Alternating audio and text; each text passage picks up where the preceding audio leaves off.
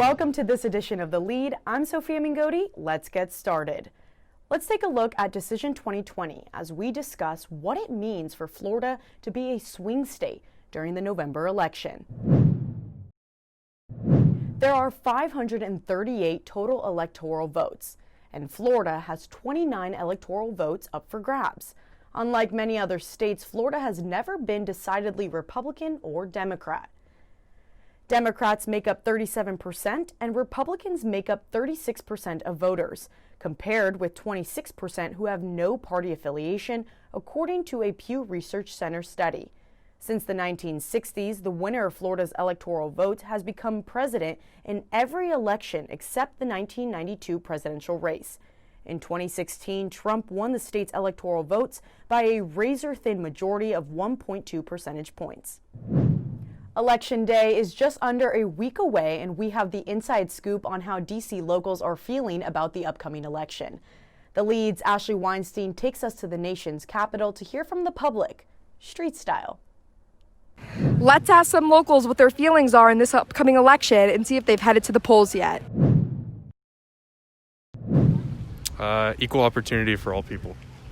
Just for better education and better economy.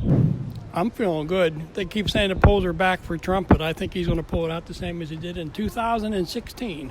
Certainly pivotal for our nation, and that's why I'm here in a prayer mission to pray. You know, it's certainly challenging times, but it's going to be a great time for a new movement, and I think we're seeing a huge voter turnout to where we're going to make change. I think politics come up all the time in nowadays. I think it's gotten to the point where you can't go anywhere without politics either showing up, even when you're watching a football game. I feel like almost every day I see it on Twitter, some form of social media, even in conversation. That's all for D.C. I'm Ashley Weinstein. Now over to Isabella Leandri in Gainesville, Florida, who's checking in with first-time voters. Thanks, Ashley. I'm standing in front of the Reitz Union, where many UF students will be voting for their first time in the upcoming presidential election.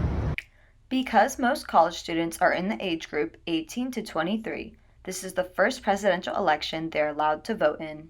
The whole responsibility, it felt sort of like, honestly, like an out-of-body experience, just because it was like I'm doing like one singular thing that directly contributes to like the future of the country. So that's pretty cool. As many students are away from their hometown, they have registered to vote in Gainesville. Alternatively, many have opted for mail-in ballots from their hometown. So I registered to vote here in Gainesville, and I voted at the Reitz early, and that's one reason that I made sure to vote early, is because I know that the Reitz is like an early voting location, and you can go no matter where your precinct is. Some students even plan to travel home to vote. So I actually forgot to request a mail-in ballot. So in the next upcoming weeks, I will be going back to Tampa, Florida, which is my hometown. It's also where I'm registered to vote. So I also want to get the vote, in-person voting experience. So I will be doing that next week. Many UF students are eager to exercise their constitutional right to vote. For The Lead, I'm Isabella Leandri.